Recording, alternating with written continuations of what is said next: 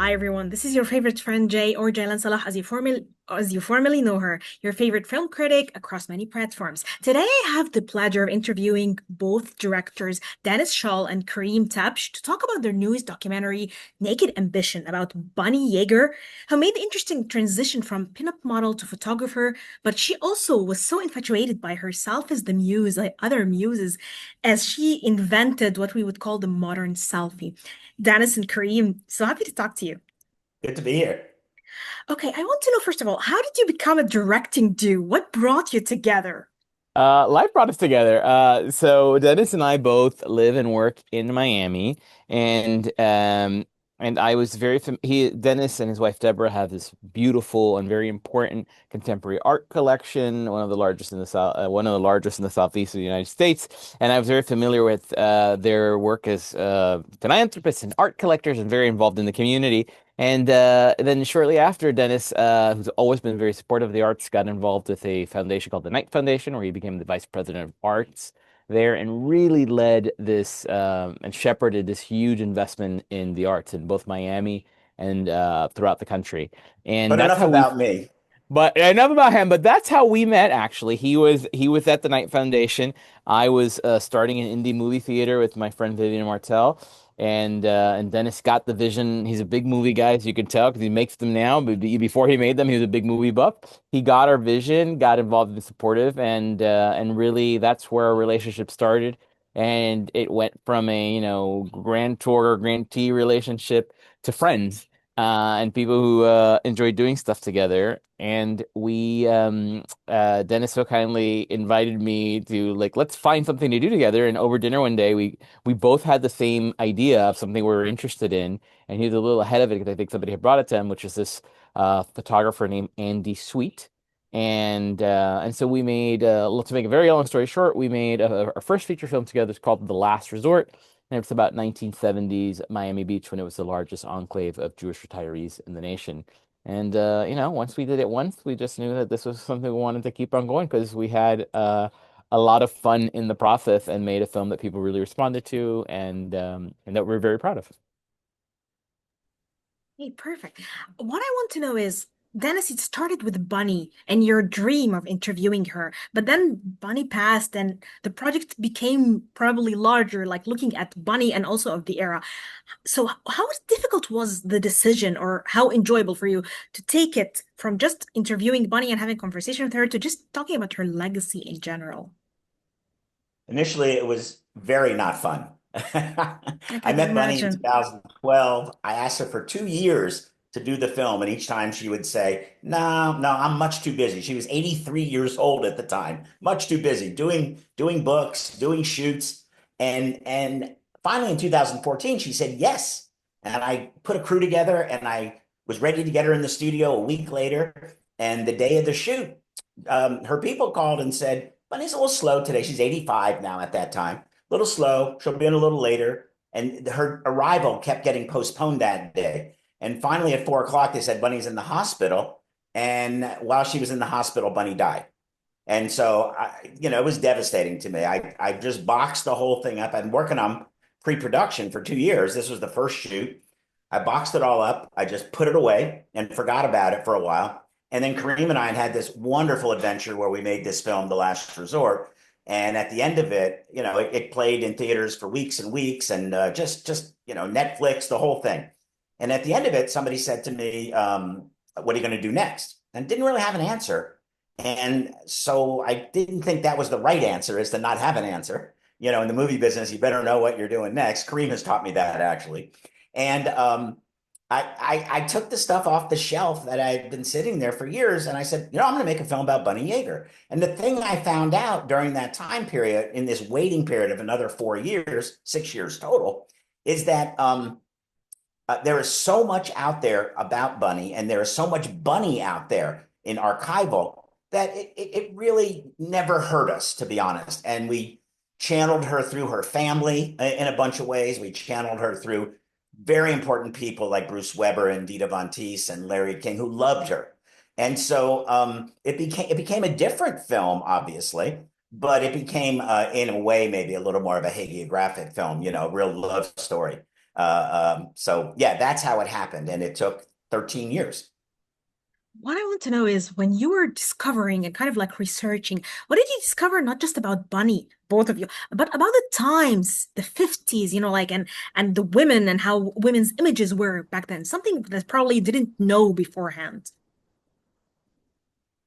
Kareem, why don't you take that one? Yeah, well, I think what we just really discovered was how much of a pioneer Bunny really was, right? Because 1950s America into the early 60s is a very different place. Some might argue that we've gone a little back in some ways, but it was a very different place from a societal standpoint. The notion was that women's place was in the home. They should be subservient to their husband. Their job was to be a mother and a housewife. And sex was not something that was talked about in polite conversation. Bodies, particularly women's bodies, were meant to be, sure, admired, but covered up if you were a quote unquote nice girl. And so what I think we really walked away from with it was this real appreciation of how vastly ahead of her time Bunny was, and how she put herself out there in such admirable ways. Bunny never self-identified as a feminist, but I think that her body of work and the way that she kind of went about life is what we would call today a modern day feminist. She kind of wanted to, she was a devoted mother, a devoted wife, PTA mom, involved with the kids and Girl Scouts and all of that. But at the same time, she had this brilliant career, and she was really impactful in the lives of her models and saying, you should have agency over your own body. What we're doing is beautiful work of art. It's not distasteful. And who's anyone to judge you? And at the same time, went out and had a career, and a career that contributed greatly to her family and her household. They would not have been able to live the really lovely middle class life that they had would it had not been for Bunny. So I think what we knew certainly about that time in America and the history of society of where it was. But I think we just walked away with just a much more profound appreciation and respect for not only Bunny, but for the, you know, millions of women like her who really were ahead of the curve and pioneers in kind of changing the lives and roles of women in our culture. Okay, what I love also about the Bunny herself is that she wanted to be the muse, but also she was the creator. She was behind the camera, but she was also in front of the camera. And I found this very meta, but also very revolutionary and liberating.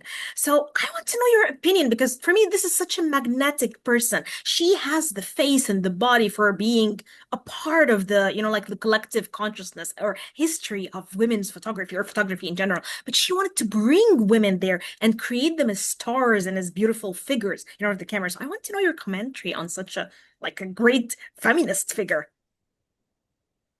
Well, I learned a lot through this film from one of kind of our lead interviews, Sarah Jane Bloom. She's in the film, and she is she's done PhD studies on feminism, and she talks a lot about Bunny's agency. And I think that, for Bunny, we had a title for the film early on. Kareem talked me out of it, and he was right. But we had a title early calling it Bunny Yeager, the Reluctant Feminist. Bunny always felt like she did what she did because she had to do it. She had a family. Her husband didn't make as much money as they needed to live in a beautiful place like Miami Shores, which is a nice Miami suburb. She had two daughters. She wanted them to have a upper middle class life. And the way to do that was for Bunny to succeed. So she was very ambitious, thus the term naked ambition. The other thing that helped us a lot in that is our editor, Dia Contaxis, who's been editing my films for 3, 4 years now. She really took us through the film from her perspective, and it changed the film a lot.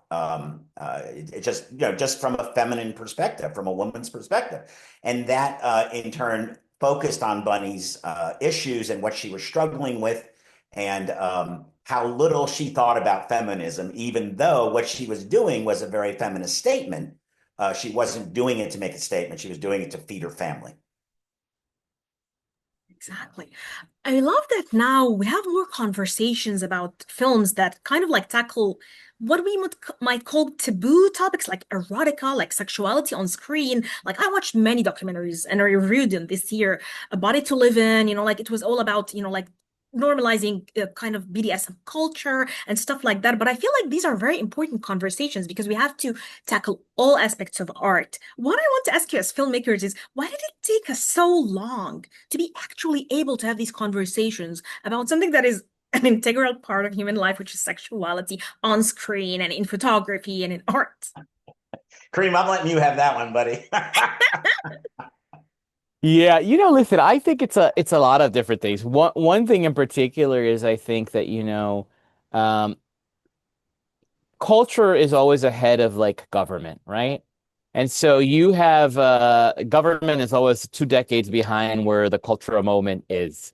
And so you don't have some of the built-in support for this kind of work, for this recognition at the government level, which could make really large differences. In fact, sometimes you have government, has nothing to do with politics, the government that pushes back against this notion.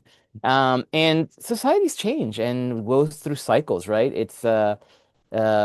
Progress is not a straight arrow. It's an up and down. There's peaks and valleys, and sometimes you take 4 steps backwards to get 2 steps forwards. But I think what we have seen, certainly since the advent of the internet and social media, is that the world is much more connected, and these ideas that permeate in different corners of the world, that women should have autonomy, that the human body is something that is perfectly beautiful to celebrate, and that sexuality is not a bad thing, right? It's a good thing, and then we all have kind of different march to different the beat of different drummers.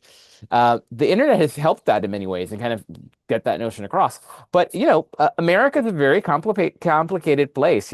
When we talk about the film, I mean, this is a perfect example. When we talk about the film in Europe, this film would be broadcast over regular television channels in Europe, despite all the nudity. There's no pornography in the film. There's plenty of nudity.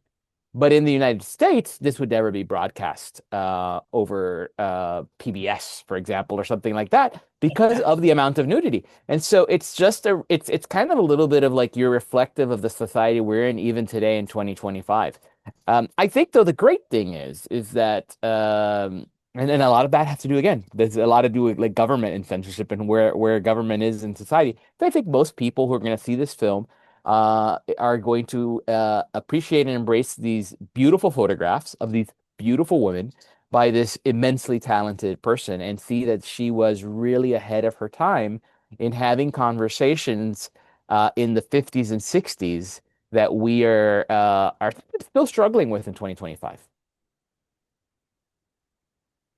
That's so true. One of the things that I also love that there were many figures, pinup figures. Like we had Dita Von Teese, and there was interviews with her, and I love her so much. There was mention of Bettie Page. So I love that we are putting these women to the front to tell their stories and to talk about them because they have influenced our popular culture and our collective consciousness for many years. But they're always like, it's as if they're put to the background. We cannot put them mainstream. So I love that through this movie, I can feel and I see them and I see the humanity of it all and I see the beauty of it all and also the influence that they had, kind of like alternate movie stars to movie stars in the traditional sense of the word. So, what I would like to know is you highlighted all these women.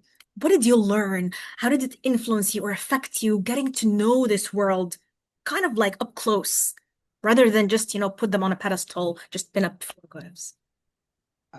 For me, I've learned that in order to do what they do, it takes a certain level of bravery. We live in a very Calvinistic society in America. The two things we never talk about are sex and money. We'll talk about anything else, but we don't talk about sex and money, and sex probably being number one. And so to go against societal's norms, and it's a very big parallel to OnlyFans today. Your neighbor has an OnlyFans. I mean, it's incredible. And at that time, though, you were really an outlier, and there were only two kinds of girls: good girls and bad girls. And you really became an outlier when you decided to do this kind of work. And In speaking to Dita, she's very proud of what she does, as she should be. She's a global superstar. And in speaking to Bunny, she was very proud of what she did. She gave these women a chance to express themselves in a way that heretofore they didn't have. And so I think in all those cases, it just given the mores of society at the time and even now, although clearly we've loosened up some, um, it just took a lot of bravery to stand up and be counted like that. Okay, so what was the most challenging aspect about this project? Like, was there a hurdle? Was there something difficult? Was there a difficult stage to tap into regarding Bunny? Anything? All of them. Certainly the Uh, time. yeah, I think the time exactly right. As Dennis shared earlier, this is a project that took 13 years in the making that had to survive both the death of our protagonist, which would have been a very different film that what Dennis had originally envisioned with Bunny telling her story in her own words. So we had to endure the death of a protagonist, the sale of her estate and archive, and a global COVID. pandemic, right? A global pandemic that really put the brakes on everything. So I think the biggest challenge was that Dennis and I are we're very, very similar. And they were like, go, go, go, shoot, print, cut, next. We want to, we don't want to churn the work out. We are very precious with how it's made, but we are not overly precious in that we want to take, a long time to do this. So that was, I think, the biggest challenge that we faced was time.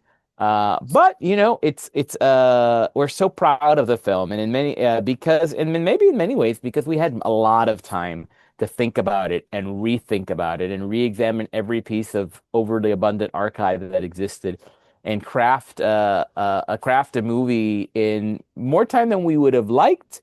But it was certainly the luxury of time as well in making something, and I think the result is something that's very, very precious to us, and that we hope audiences embrace as we do hope they embrace Bunny. You know, Jaylan, for your documentary filmmakers that are watching, a lot of times when you make a documentary film, you are hoping that there's enough archival. Well, in this case, we were not struggling with that. We were struggling with the fact there was so much archival that we really did, and that's the only way it could work with the Bunny's passing because we couldn't have. We had to find her voice another way. But be careful what you wish for as a documentary filmmaker because it's like shooting digital versus film. You can shoot digital all day. You can shoot 30 hours, and you still got to watch it. And in Bunny's case, it's the same thing. We looked at every single piece of material and it was a lot. And so trying to hone that down, to a 75-minute film was a challenge. And again, I would say that our editor, worked with us in a way. Dia did a great job to shape the story with us. Honestly, what a great advice from Dennis. But Dennis and Kareem, you made Bunny proud.